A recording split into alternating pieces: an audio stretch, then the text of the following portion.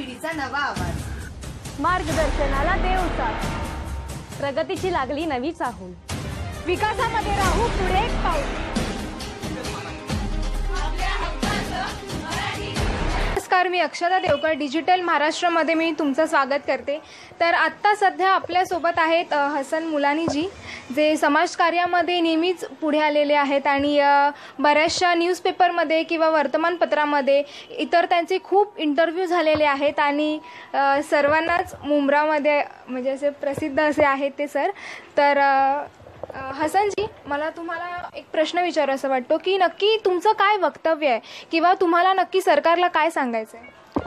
सर्वात महत्त्वाची गोष्ट हे मला बोलायचं आहे की सामाजिक सेवा वगैरे खूप लोक करतात, मी पण एक आहेत लहानसा, पण मला काही जे एक्सपिरियन्स आलं आहे त्याच्यामुळे मला हे महाराष्ट्र शासनाला, नाहीतर आपल्या महाराष्ट्रामध्ये वेगवेगळ्या खूप मोठे मोठे महानगरपालिका, नगरपालिका, नगर परिषद वगैरे आहेत, त्यांचे स्कीम्स वगैरे आहेत, आपले जे संविधान आहे त्याच्यामध्ये एवढं काही आहे ना लोकांसाठी, गोरगरिबांसाठी, अमीरांसाठी पण खूप काही आहेत.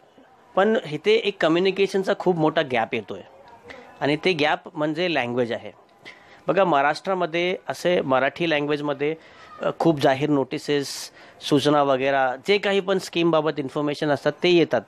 पण मला ह्या चॅनलमार्फत मला महाराष्ट्र शासनाला व इतर विभाग जे आहेत त्यांना हे बोलायचं आहे की महाराष्ट्रामध्ये 100% लोकांना मराठी येतच नाही आणि इथे कम्युनिकेशनचा खूप मोठा गॅप येतो आहे आणि त्यामुळे महाराष्ट्रामध्ये जास्त करून लोकांना जे स्कीम्स वगैरे आहेत, जे काही पण माहिती द्यायची असते ते इनकम्प्लीट राहतात आणि लोकांपर्यंत पोहोचत नाही.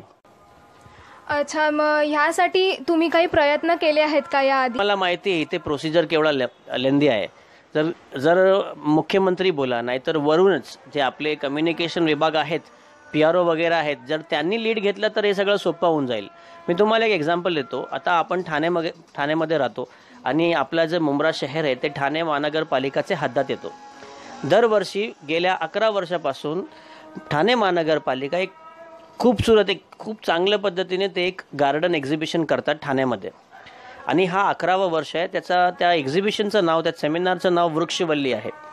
आताच एक आठवडा झाला, त्यामध्ये त्यांनी एक नोटीस जाहीर केला. ते संपूर्ण नोटीस आणि ज्यांना त्याच्यामध्ये सहकार्य करायचं आहे, पार्टिसिपेट करायचं आहे, तिथे खूप गार्डनचे कॉम्पिटिशन आहे, ते प्रतियोगितामध्ये ज्यांना भाग घ्यायचा आहे ते सगळं मराठीमध्ये आहे आणि इंग्लिशमध्ये पण आहे. आणि इंग्लिश काय जास्त लोकांना येत नाही. आता इंग्लिश एक 10-15 वर्ष झाले त्याचा ट्रेंड सुरू झाला आहे, तर हे मराठीमध्ये आहेत.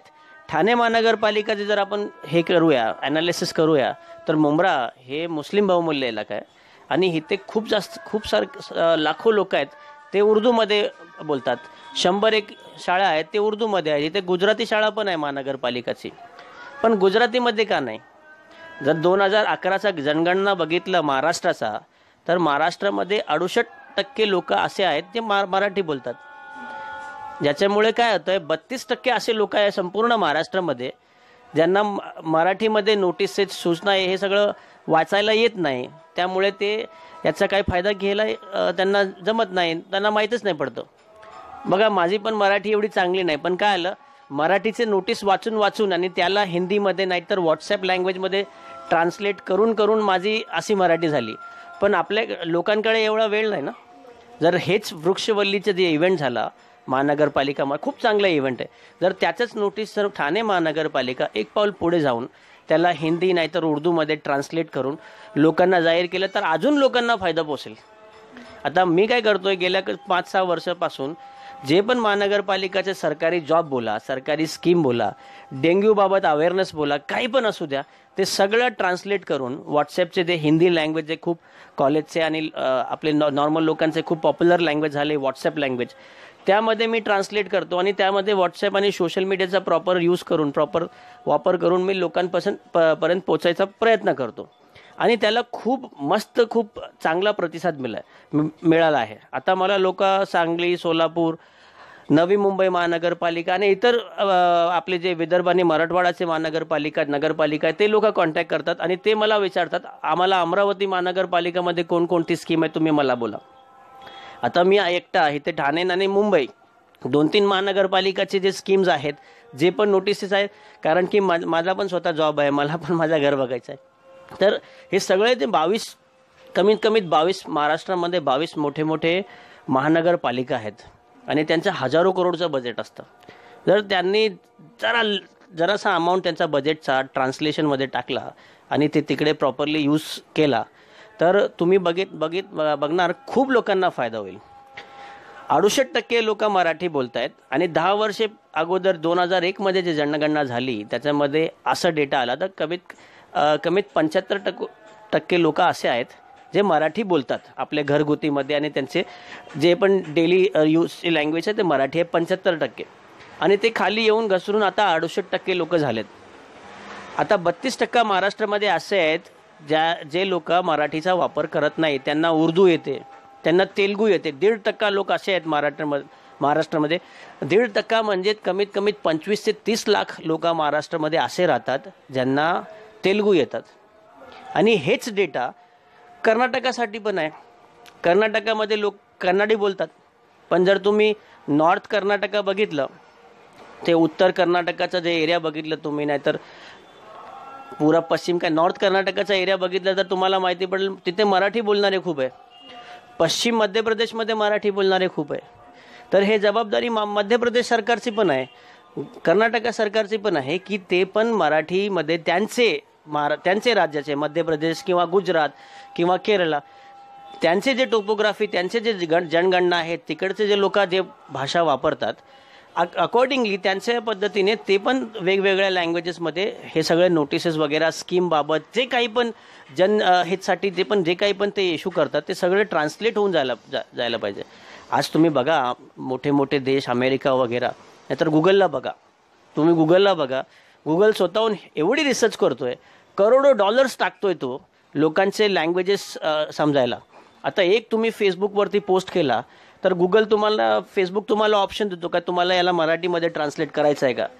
आणि त्यांना हे लँग्वेजचा कम्युनिकेशनचा बिझनेस व्यवसाय आणि लँग्वेजमुळे काय फायदा होतो आणि कसं लोकांपर्यंत आपण जाऊ शकतो चांगल्या पद्धतीने ते त्यांना कळत आहे. तर असं आपल्याला जे आपले महाराष्ट्र शासन आहे त्यांना सुरू करायला पाहिजे अशी माझी विनंती आणि असे माझं एक्सपेक्टेशन आहे महाराष्ट्र गव्हर्नमेंटकडून. तर नक्की त्याची प्रोसिजर काय असेल किंवा काय असे डॉक्युमेंटेशन्स किंवा काही कागदपत्र वगैरे याची गरज?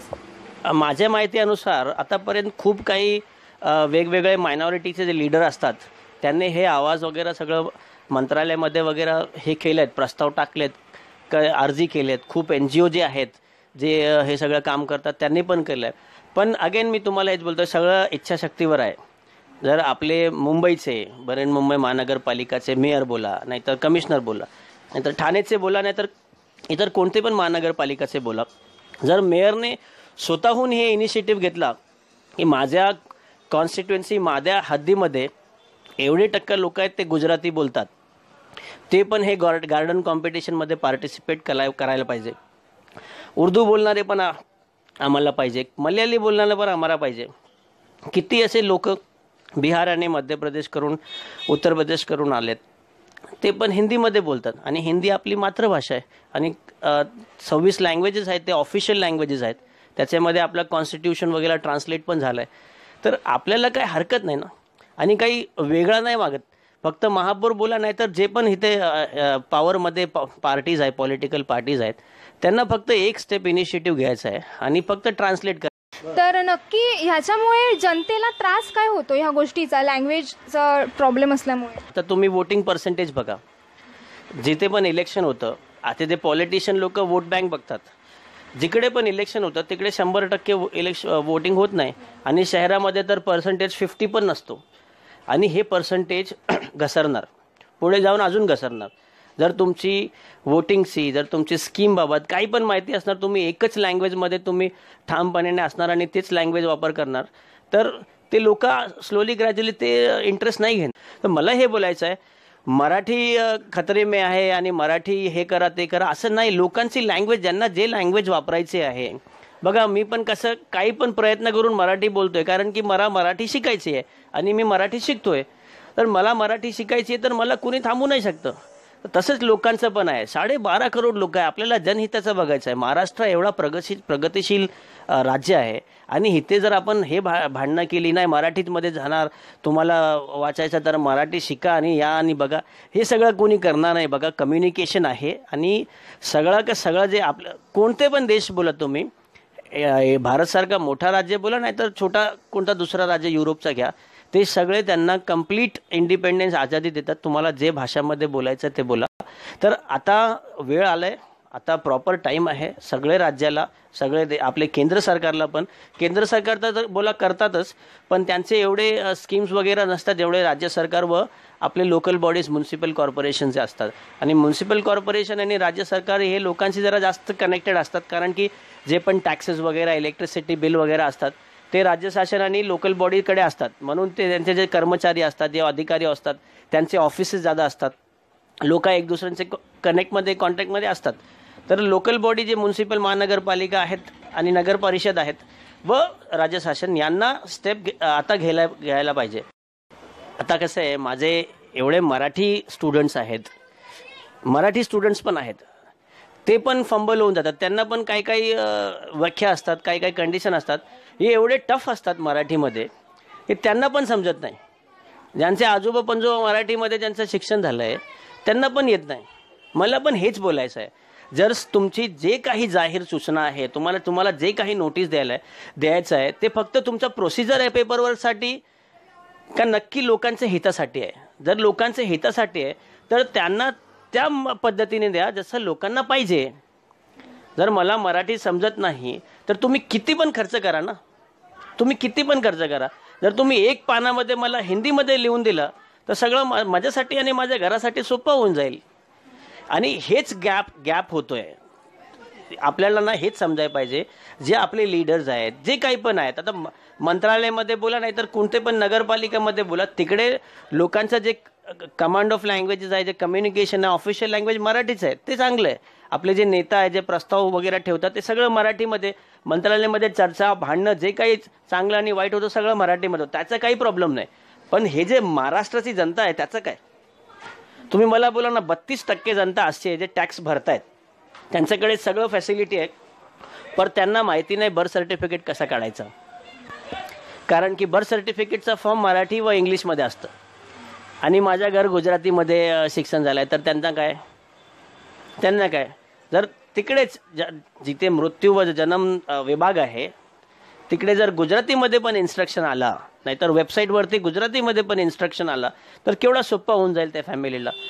मॅरेज रजिस्ट्रेशन करायसाठी केवढा प्रॉब्लेम आहे. आपले किती असे मराठी फ्रेंड्स आणि मराठी फॅमिली आहेत ते स्वतःहून नाही जातात, कारण की प्रोसिजर एवढा हार्ड ठेवला आहे आणि ज्यांचे जे अटी व शर्तं असतात, जे काही पण एवढी टेक्निकल असते, तर त्यांना फायदा घ्यायला येत नाही ना. Thank you so much sir. अभी एक आखरी सवाल, हमें आपकी ब्लेसिंग्स की ज़रूरत है. खूप शुभेच्छांची गरज आहे आम्हाला तुमच्या, तर आमच्या चॅनलला काही शुभेच्छा. 100% माझे शुभेच्छा आहेत. डिजिटल महाराष्ट्र हे टॉपिक्स जसं तुम्ही आज मला बोलवलात आणि तुमच्या शेड्यूलमध्ये असे खूप लोक आहेत जे समाजासाठी लिटरली कॉन्ट्रीब्यूट करतात.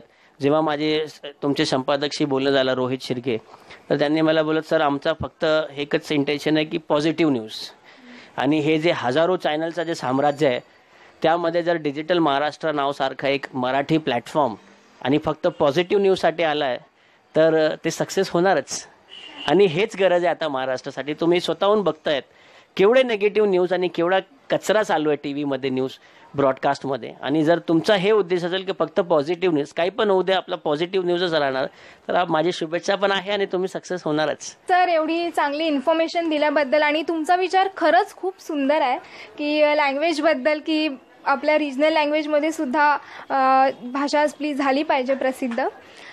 तर हसन मुलानी सर जे प्रोफेसर आहेत आणि जे बऱ्याचशा कॉलेजमध्ये गेस्ट लेक्चर घेतात, आणि त्यांनी फक्त आपल्या समाजकार्यासाठी, ते समाजकार्याला आपला वेळ द्यावा, लोकांना आपला वेळ द्यावा, समाजाला आपला वेळ मिळावा, फक्त यासाठी कॉलेजमध्ये जाऊन गेस्ट लेक्चर घेणं सोडलं आहे. तर अशा ग्रेट व्यक्तीचे मी खूप धन्यवाद मानते.